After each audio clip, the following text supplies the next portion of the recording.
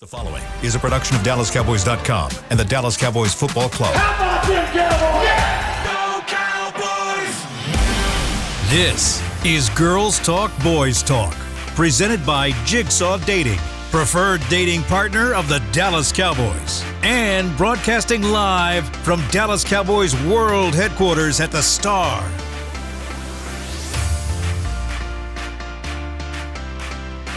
Welcome into another edition of Girls Talk, Boys Talk, presented by Jigsaw, the official dating partner of the Dallas Cowboys. Haley Sutton, Aisha Morrison, Jess Navarez. And ladies, this is just one of those weeks where we are really just trying to figure out what is important to discuss when you look at this matchup coming up on Sunday. Obviously facing a Texans team that is, to put it lightly, struggling. A 1-10-1 team that has just simply not figured it out this year. They've had quarterbacks in and out of the lineup. They've got wide receivers in and out of the lineup. Really their strongest asset on offense is their running back, Dameon Pierce, a guy who's a rookie coming off of a game against the Browns where he had 18 carries for 73 yards, averaging about 4.1 a carry, and has just 3 touchdowns this season. So when you talk about that really being your biggest offensive threat, seems like an easy matchup. We'll get into that in a little bit because we don't ever want to overlook anyone in this league. But Jess, I kind of want to go to you. You have been scouting this Texans team. What stands out to you about them? Oh, okay. I'm going to try to be nice about this, y'all. Look, no, but really, like you said, this is a team that's struggling. However, and we'll get into that, you don't want this Dallas team to fall flat to this kind of team. This is a team that really is losing that versatility and that depth within their wide receiver core. Injury bug. I mean, really, that doesn't help an already struggling team. But Dameon Pierce, again, I wanted to go back to that because surprisingly enough, the most yardage he had in a game this season, I mentioned yesterday, was against Philly. It was 139 yards where he averaged, a little bit more over 5 yards per carry there, 27 touches on the ball. And then going backwards, it's kind of interesting when you look at these players in their best weeks, because week 4 was his second most yardage in a game, 131 yards. That game, he averaged 9.4 yards per carry there, with only 14 touches on the ball. Week 5 against the Jags, which when taking my notes, really, that was a great game for the Texans against the Jags. He had 99 yards, averaged 3.8 yards per carry for 26 touches there. So again, he is going to be who Houston really tries to establish early on. He had 72% of the snap count last week as well. So running back Dameon Pierce, not to be slept on. However, the wide receiver core, because we keep talking about the cornerback matchups within this game, and I would tell you to keep an eye out for Brandon Cooks, but it's a big question mark right now. He didn't play last week against the Browns when they played there, but he would be a very good threat and a good test, I think, for that cornerback core for the Cowboys. However, big question mark there. I would also tell you to keep an eye out for wide receiver Nico Collins. However, again, big question mark. We don't know. So then that leaves us with 2 more guys that I want you to keep in mind. And again, these aren't going to be stats that jump off the page and really tell you, wow, they're such threats. Again, y'all, we're trying to be nice, okay? So tight end Brevin Jordan is actually coming off of his best game so far this season. He had 46 yards for 4 receptions, average about 11.5 yards per catch. So a little bit of a tight end wide receiver. Interesting little combination there. Overall this season, though, he's only caught the ball 10 times. But for a total of 78 yards. So interesting there. And then wide receiver Chris Moore, he averages about 11.6 yards per catch. He only has 2 touchdowns so far this season, and he had a great week against the Browns last week where he had 55% of the snap count. So overall, again, we are talking about a battered Houston Texans team, and it's going to be very telling for their resilience on their side of the ball, how they continue to wrap up this season. But not much as far as threats go for this team other than getting that run game established early with Dameon Pierce. Yeah, it's definitely going to be an interesting matchup. And when you talk about Dameon Pierce, a few weeks ago, whenever this second half of the season started after the bye week, the big question mark was that run defense, how they were going to be able to stop the laundry list of elite running backs that came through their schedule. It started with Aaron Jones, and then it went into Dalvin Cook, and then it went into Saquon Barkley, and then even last week with Jonathan Taylor, and now you're onto that next list of Dameon Pierce. This matchup to me, I don't want to say screams trap game, because it could be. It shouldn't be, but it could be, right? But you still have to respect the fact that this is a guy playing his first ever, professional minutes with an organization that really hasn't set him up for success. But, and Aisha, I'll go to you for this first. How much of an opportunity is this for the Dallas run game to show that they are continued improvement? Because I know a conversation that happened after the Vikings game and then even after that Giants game was, well, they ran up the offense, so it was easy for the run defense to be shored up. So now that you have the opportunity to face another running threat, how much of an opportunity is it for the run defense to continue to show that improvement? It's a huge opportunity. It's important to me for them to continue to continue to play well during this opportunity. One thing that the players have echoed multiple times is that it's not about who they're playing. They're trying to set a standard for themselves and how they play. And we've talked about it all season. We just want consistency. So with them, I think it's important for them to come out and show that they can consistently stop the run and obviously just consistently play complementary football or whatever. But with Dameon, they're going to have to tackle him because he will hit you in the mouth. He's one of those gut check, to me. He's a gut check, toughness check running backs. And as you saw, Philly wasn't prepared for them, and they have one of the better defensive lines in the league. So, 9 point yards a carry? That's insane. I know. I rose whoo. That's insane. But that just also tells you that he's a momentum back. So once he gets going, he can definitely just continue to chug those yards. So this is a good opportunity for them to just get in there and be dominant on the run, get a feel for it, because a lot of run defense is getting a feel for it and positioning. Also, this allows maybe Dan Quinn to use some rotations that we maybe haven't seen, try out some stuff. I think it's a good opportunity for them to show consistency again. Yeah, and it's interesting because you see that game against Philly, and, we know how Philly's doing this season. We don't have to talk about that yet. That's in a couple of weeks. But it's interesting to see those stats against Philly because really, right now, so far this season, he's only averaging 4.3 yards per carry. He only has 3 touchdowns, which is pretty crazy to think when he's your biggest threat really right now on the offense. And so something I wanted to mention there, but also going back to your point about complementary football, that is such a cliche, basic term that I don't think I've ever heard so much in my life until I started really No, but actually, same. I'm like, well, yeah. there's one thing for sure that we're going to talk about in this building, and it's complementary football. I don't think I've heard that term so much as I have this season. And look, for a good reason, because it works, and it's a necessity for this team to be successful, and we've seen that. But something I wanted to mention that I don't think I've mentioned this week so far is the Cowboys have scored 33 points in a span of about 11 minutes in the fourth quarter against the Colts. These are the teams that haven't scored 33 points in a game this season, all right? You're going to like this. The Commanders, the Rams, the Steelers, the Broncos, the Giants, the Browns, the Texans, the Titans, and the Bucks. So again, when you're playing complementary football and you are shattering those kind of records, putting up those kind of numbers, you're doing something right. And so I think really this game specifically, I don't want to call it a trap game because by no means should this team lose to the Texans. By no means. But it is something that is, I think, more of a mental test for them to not get overly confident and keep themselves level-headed going into it. We know what they're capable of doing when they play their best and they get going early. For me personally, that's what I'm looking for. I want to see an early start. I don't want to see the game being solidified in the fourth quarter because that's not always going to work when you're talking, December football down the road, Eagles. But for this game, I want to see the consistency of starting early in the first quarter. I don't want to go 3 and out that first drive. That drives me absolutely wild. And I think really that's one of the missing pieces that this Cowboys team has been lacking, is getting that early start, solidifying this win early on, so that way you don't have, possible injuries later on, because God forbid something like that were to happen because you had to solidify the game in the last half or the last quarter. So that's really what I'm looking for this week. Yeah, I think that the message this week has been pretty clear too, especially when given all of the distractions that have been in this building today. I loved listening to the guys joke around about it being a circus here.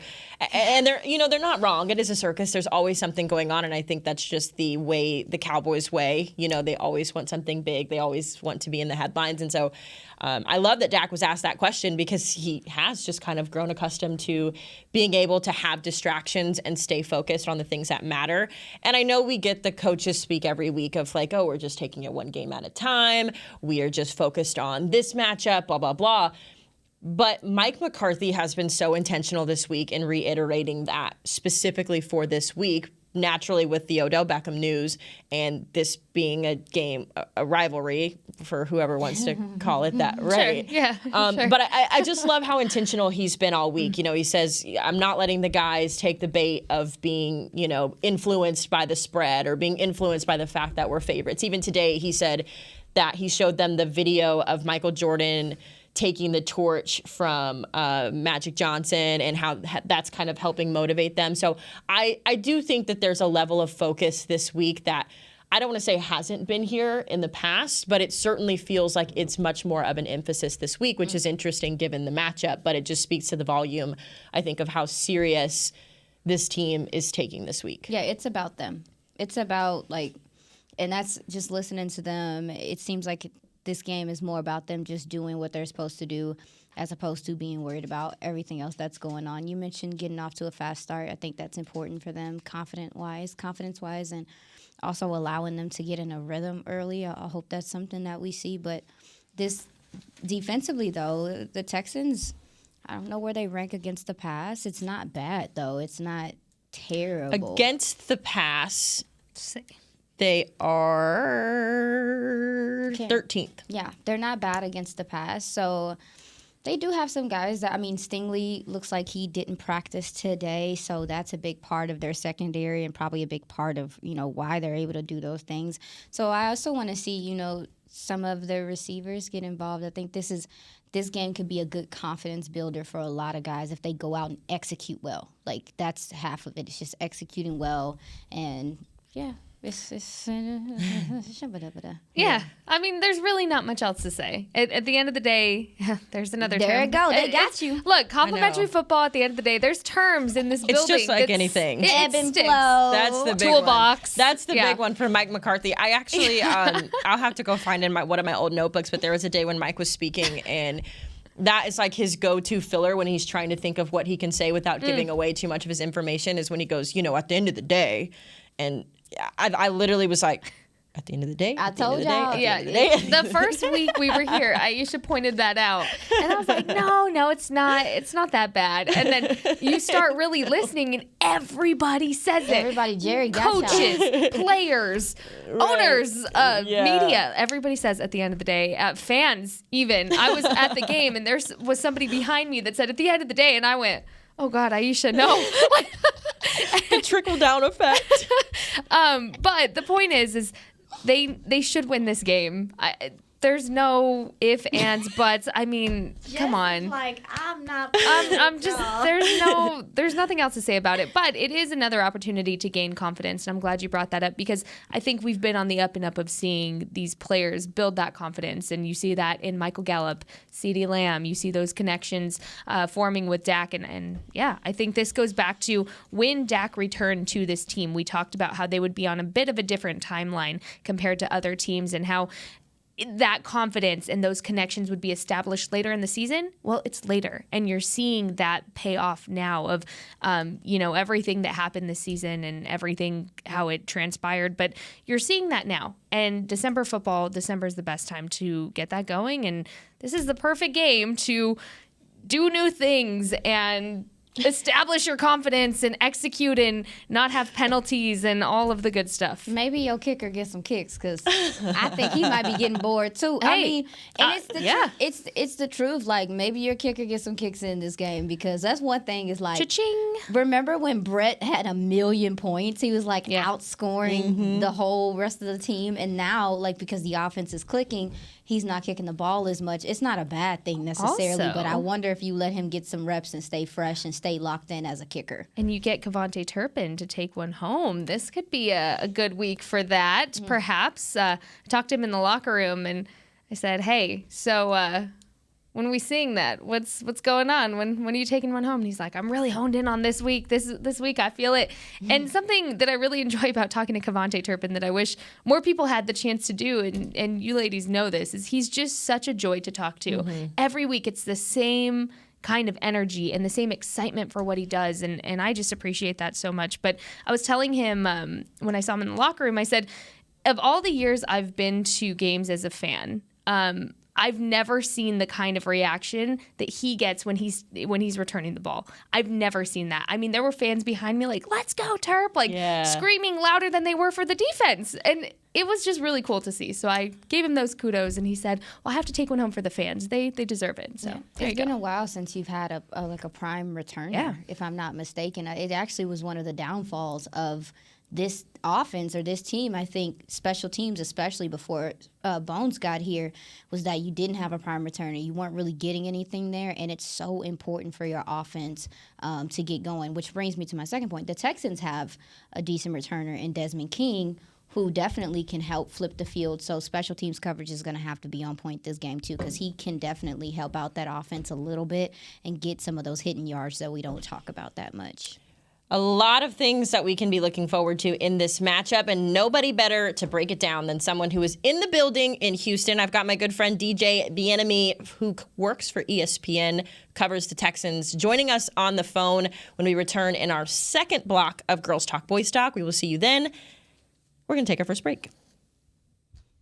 At Jigsaw Dating, we obviously want the Cowboys to bring that 6th ring home. But to be honest, we're more focused on finding the person who will put a ring on your finger. That's why we created a dating app that reveals your face through meaningful conversation, so you can date deeper.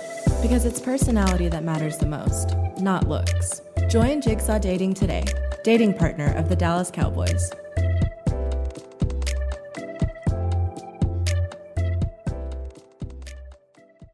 All right, Pepsi-loving football fans, it's time we had a lesson in trash talk. And I'm not talking about that stuff that happens on the field. What I'm talking about is trash, and it's the only thing that belongs in your garbage can. No, recycling might not be as thrilling as converting a 4th and long, but next time you're thinking about throwing that Pepsi Zero Sugar bottle away, just cap it back up and pretend you're down by 6 with the recycling bin wide open. Know the difference? Make a difference. Be a team player and recycle. Visit PepsiTrashTalk.com to learn more. I'm Dak Prescott, quarterback of the Dallas Cowboys. And they snap it to Prescott, who looks right. It's not there. He escapes left. He'll run for a first down. Just like football, when it comes to crypto, it's important to have a team you can trust. With blockchain.com, I know I'm in good hands. Since 2011, they've been trusted by millions around the world to buy, sell, and trade cryptocurrency. Prescott's going to run this himself. Run it up the middle, and he scores. Whether you're new to crypto or an active trader, they've got you covered. What are you waiting for? Get started at blockchain.com.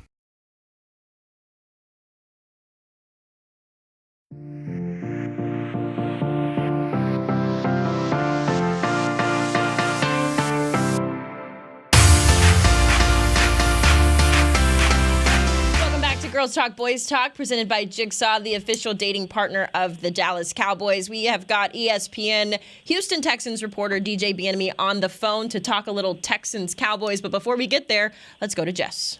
Well, experience the magic of the Dallas Cowboys World Headquarters during Christmas time. With your ticket, you'll enjoy a 45-minute guided tour, Christmas cookies, delicious, and a takeaway limited edition Dallas Cowboys ornament, also so cute. Oh my goodness. I want to sign up for this.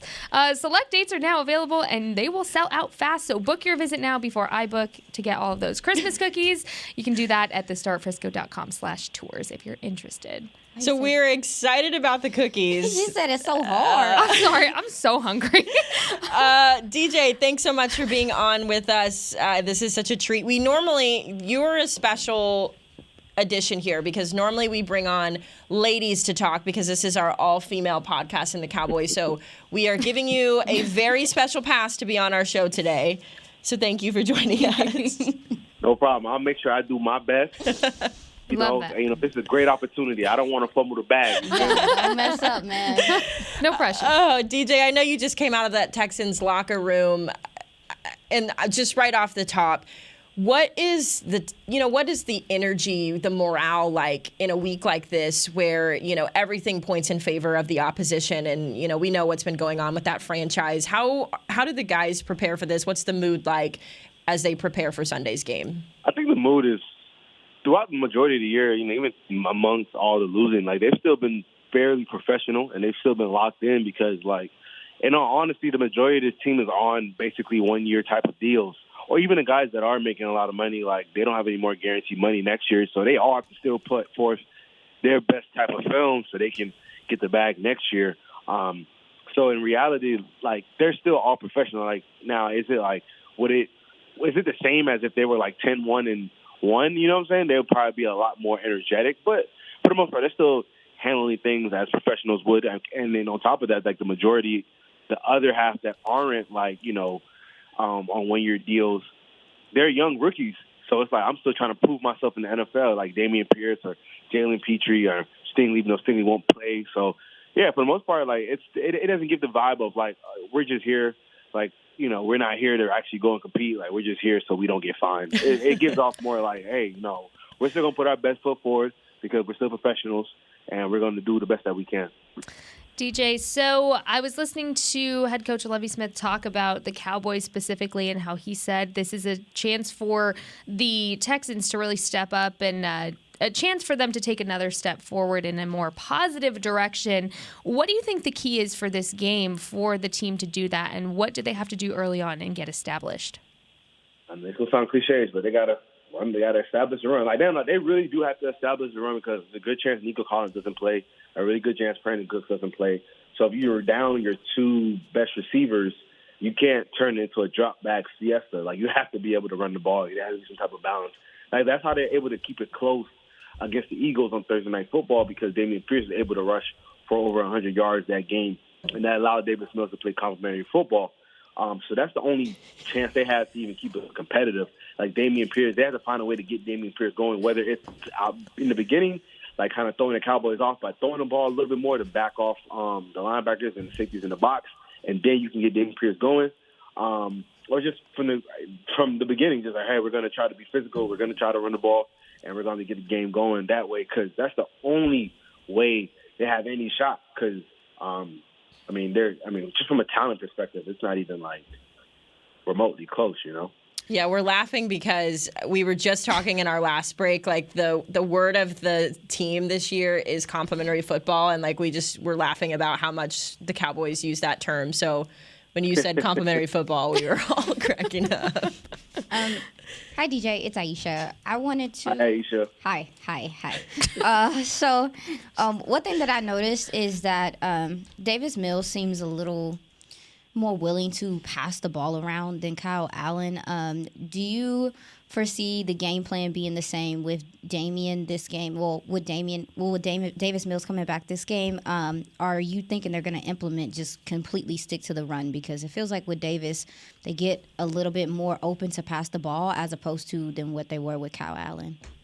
I think they'll still probably get to let's get Dameon going because they know if they let Allen, not Allen. Well, Allen too, but they let Mills throw it all game. He's going to throw interceptions. He's missed the last 2 games, and he's still third in the NFL in interceptions. That kind of lets you know what type of year he's having. So yeah, I think the game plan is still going to be fairly similar. Some of the plays might be a little bit different, that suit Davis Mills' skill set. But a lot of this game, from my perspective, and from the pass attack, is going to be can Davis trust what he's seeing? Because a lot of his interceptions are him not trusting what he's seeing and being late.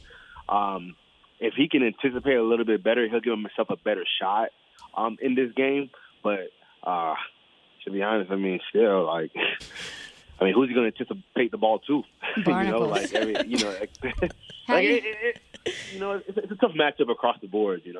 With that being said, how do you feel about how the Texans' offensive line has played so far? You got a couple guys on there, the rookie Kenyon Green, and then Laramie Tunsil. How do you think those gentlemen have played this season to start? So it's like a mixed bag in terms of the offensive line, because it's like there's things that you can't point to, right? Like the run game, because Dameon Pierce is on pace to have over 1,000 yards rushing. Like, that's so impressive for a rookie, and you can't do that without an offensive line. Mm-hmm. And then their tackle duo, Titus Howard and Laramie Tunsil, they've both been really good this year. Tunsil's playing at an all-pro level. Howard's playing more at more at a Pro Bowl level. But they've both been, like, really, really good. Like, look at some of the metrics, whether it's PFF, their grades there, or even just look at the total, like, amount of – I think they've only combined to allow, I believe, less than 3 sacks the entire year, and probably less than, I believe, like, 35 pressures between the two all season. And it's not like they haven't gone against good D-lines. They've gone against Crosby. They've gone against the Miami front. They've gone against Tennessee's front. And they've been able to still hold their own. It's just the interior is when a lot of the issues been. Like Kenyon Green, he started off strong, and in the Tennessee game, it's like that's kind of when he kind of hit his wall when he was going against Jeffrey Simmons. And, Simmons kind of had his way. He's kind of been struggling in that aspect for a while. That's why I kind of rotated him and the backup Justin McCray at guard. I see that. They've rotated in like series here and there where one will be in for like 2 series, the other one will be in for a series, and kind of go from there. But it's kind of been a mixed bag because there's been some pros and there's obviously been some cons. Tracking. DJ, we were talking in our first block about how, this is obviously a game that the Cowboys should win and should win pretty handily. But on the flip side of that, just the effect of in the event that the Texans do find a way to win, that obviously takes away a lot of the credibility that this team has spent the last half of this season building. But from what you've seen out of these guys in your time covering the Texans, what do you think a win on Sunday for Houston would mean to that organization? Oh, that would keep, turn the temperature down a little bit on Lovie Smith's seat. That would also turn the temperature down a little bit on Nick Caserio's seat. Because both of them, Lovie more than Nick, but both of them, they're starting to catch a little more flack because, they're 1-10-1. Like, no matter what the expectation was coming into the year, being 1-10-1 after 12 weeks was never, ever going to be acceptable, Mm-hmm. And, that's kind of what they're at right now. So that's what it would mean. I think from our perspective, it would just lessen the heat that is on their seats. That's all I can really think of. Because again, it's going to the playoffs. So, Yeah, bars. Have you felt a sense that these guys are playing with the idea of, we have nothing to lose, we're just going to get out there and give it the old college try and see how it works out? Or what's kind of been the mentality as far as the preparation has gone? It kind of goes back to my earlier point. Like a lot of these guys on 1-year deals, like half of their defense is on. So on their D line they have that are starting. They have I don't know how to pronounce his last name, so I'm not going to imply. But we call him Obi. He's 45. You have Jerry Hughes on the other side. He's 55. You have Rasheem Green, 92, and you have Roy Lopez, and you also have Malik Collins. So, 4 of those guys could potentially be free agents at the end of the year.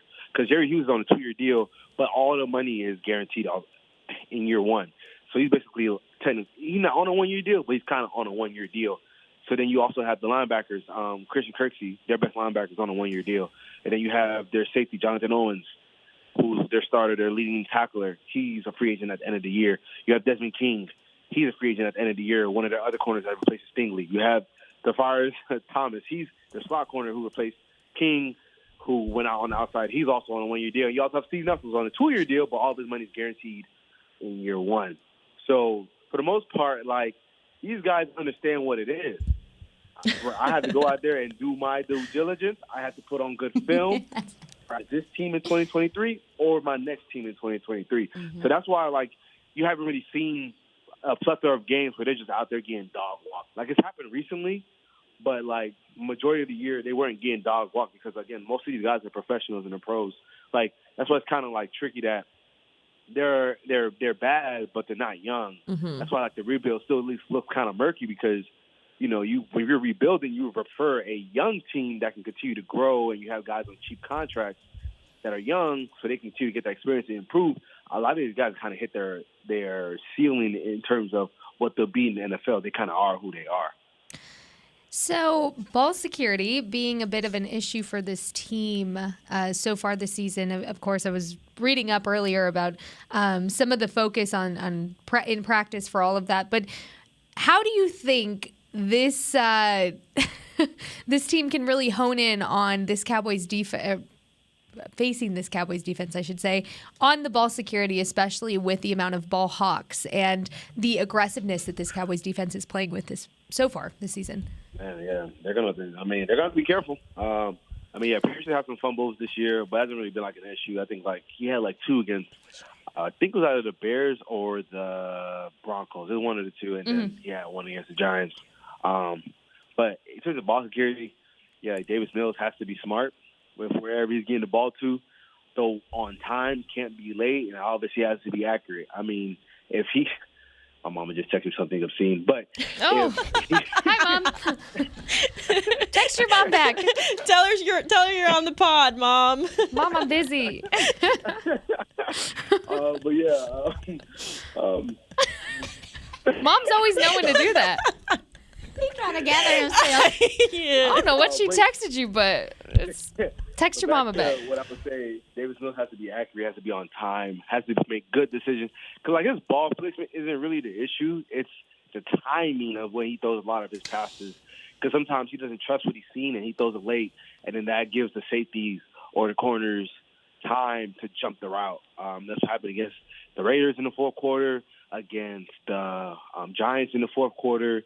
That's kind of what's been his issue is he locks on and he doesn't trust what he sees, and then when he throws it, he just gives people the time to jump it. Because you look at the majority of his picks, a lot of it's from safeties and linebackers. It's not really on the outside where cornerbacks are the ones that are really feasting. It's really more the people that roam, that kind of roam safeties, linebackers, and things like that.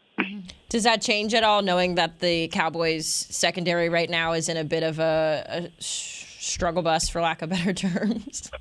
I saw what they did to Matt Ryan last week, so nothing really changes in that aspect. So Matt Ryan's better than Davis Mills, so yikes. That's kind of that, yeah. Well, DJ, we know that you are in your first season with the Houston Texans. We are all in our first season with the Dallas Cowboys. Before we let you go, what has been your favorite part of being in Houston and working with that franchise and with ESPN? Because you just got the move to ESPN. To be honest, everything. If I include everything that comes with me working at ESPN and moving from New York, I would say that it's the fact that I much spacious apartment and I'm only paying $800. I know that's right. That rent, bro, it changes you. So I think that's number one on the list. DJ, thank you so much. Text your mama back. Tell her we're sorry for keeping you from responding to whatever text she sent. And we will see you on Sunday for the game at AT&T Stadium. No problem. Thank you all for having me. We'll see you on Sunday. Perfect. DJ Bienemy of ESPN, who covers the Texans. A lot of really good insight in that. Mm-hmm. I loved how he talked about these guys playing with kind of nothing to lose, not just because of, the current season, but just from a free agency standpoint, what they could maybe put on tape for other teams to see or, kind of securing their spot on that team. So I thought that was really interesting. Yeah, so like we were talking about, whole world watching when you playing the Cowboys. Micah talked about it. These guys may come out and play hard, so they're just going to have to be prepared. And especially since he mentioned something that I totally forgot about is, there are quite a few veteran guys on this team, on the Texans, that are on one-year deals, that are on, I call one-year deals, prove-it deals. Mm-hmm. And so you best believe they're going to definitely try to take the advantage to prove what they're capable of. And there are some gentlemen that can play the game at a high level over there. So the insight on the offensive line was helpful. Yeah. It was helpful because Kenyon Green actually was taken, I believe, before Tyler Smith. And, a lot of the comparisons and stuff, and just to see and how Tyler is still fighting through like hitting the rookie wall and all that stuff. It gives you insight in comparison to some of his draft mates. And hopefully some appreciation from Cowboys fans for Tyler Smith, Tracking because I that. feel like it's so easy to get caught up on the negatives. And, me, queen of penalties, I know I'm saying this, but I also give kudos where kudos is due. And so today I made sure to go up to Tyler and say, hey, I give you all the kudos for your mental focus this week and shutting people up, including myself. So I appreciate that. And so he laughed about it and all is well there. But also it shows you the difference that the veteran leadership within that O-line can make for a player like Tyler Smith, who is young, impressionable, and upcoming. So I think having, now with the return of Tyron Smith, which we'll get into after the break, but it shows you, again, just another reason you should be so thankful that this Cowboys team is in the position it is right now. Lots of good insight as we wrap up this week's talking about the Texans. We're going to take our second and final break for our third block. When we come back, we're going to talk a little bit about Tyron Smith and some of these guys we expect to have a big game. This is Girls Talk, Boys Talk, presented by Jigsaw Dating, the official dating partner of the Dallas Cowboys. At Jigsaw Dating, we obviously want the Cowboys to bring that 6th ring home. But to be honest, we're more focused on finding the person who will put a ring on your finger. That's why we created a dating app that reveals your face through meaningful conversation, so you can date deeper. Because it's personality that matters the most, not looks. Join Jigsaw Dating today, dating partner of the Dallas Cowboys.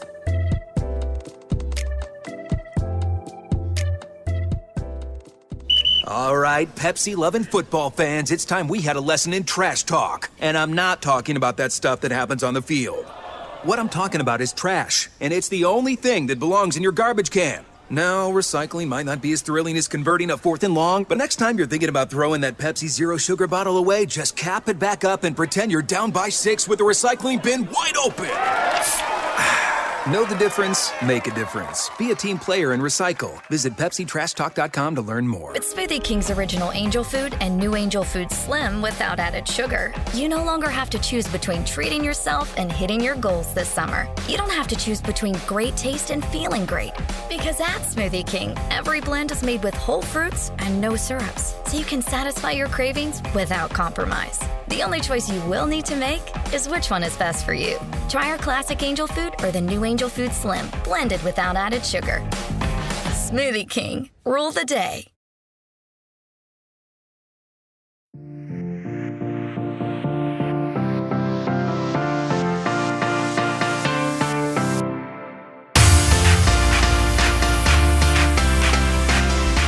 Welcome back to Girls Talk, Boys Talk, presented by Jigsaw Dating. We're going to get into some guys we want you to pay attention to on Sunday. But first, we're going to pay attention to Jess.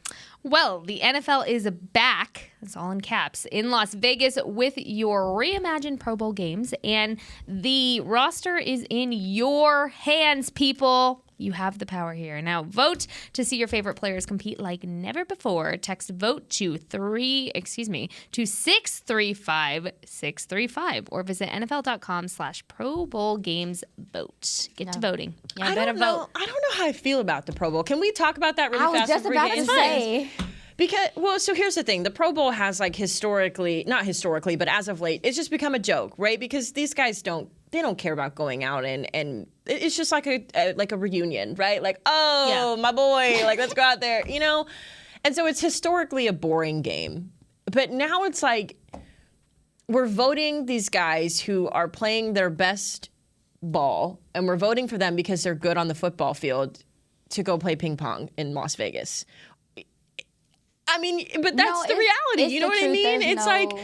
It's not the same. At least I just wonder if it hits the same. I was hoping that maybe they could change some of the skill stuff or just, do some different competitions or whatever the case may be, because the game in itself, like you said, these guys are out there they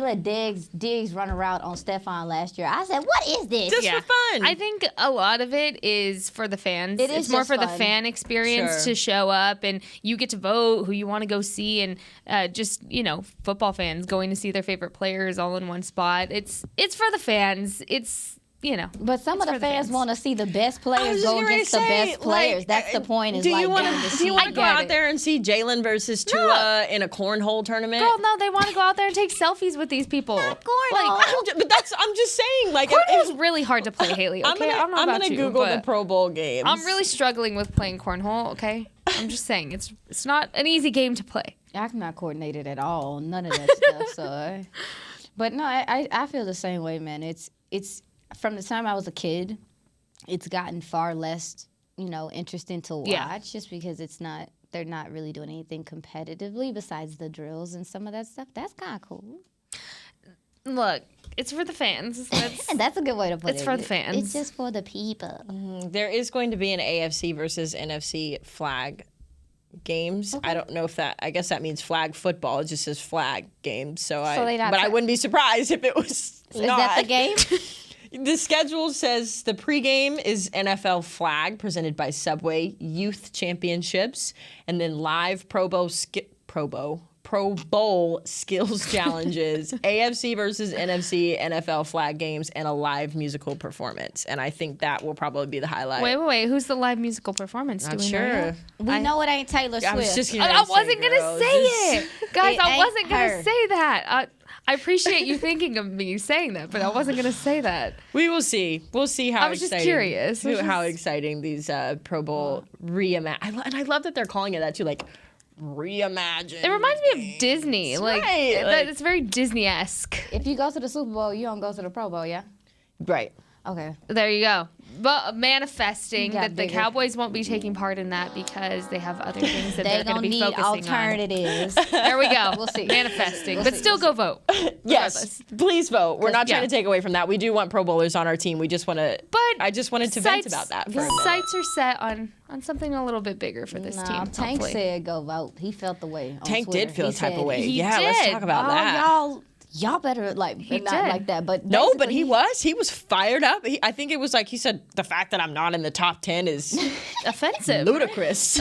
Well, for us, I think just like you were talking about though, is that people kind of not necessarily forget about it, but it's just not the same priority thing like that anymore. So I honestly was like, I need to go vote myself. Look, how could it be? Now they're not going to forget. They're not going to forget about it now because we just reminded them. And usually around this time, we do see Tank passing by right here around this time. So Tank, if you are listening, we're all going to vote. Don't you worry. We got you, bud. We got you. Because he was firing people up on Twitter. He did. I'm looking at the tweet, and it's the emoji used for me. It's all of the angry emojis. That's how you know. That's how you know he's serious. The angry emojis. But yeah. Oh my gosh. So football players and emoji usage. It hits different. I just think we do it. As a millennial, I love me a good emoji for you to understand what I'm honestly, feeling. Don't you feel like somebody is mad at you when they don't use an emoji in their text back? Sometimes. It's an anxiety thing, maybe. It depends. I think punctuation is more is that what you said? I think punctuation. Jazzy said it's because I'm old. Lord have mercy. The train has derailed, y'all. All right. The train has derailed. But last thing on that, I think punctuation. To me, like if Marcel sends me a text and it doesn't have an emoji, I'm okay with that. If he sends me a text and there's like a period at the end of the sentence, I'm serious. Like, oh Lord, I am in trouble. Which he doesn't do very often. So, not with a period. Yeah, but it does. It hits different. Like when somebody texts you and they're like, we need to talk, period, versus we need to talk, period. It's like.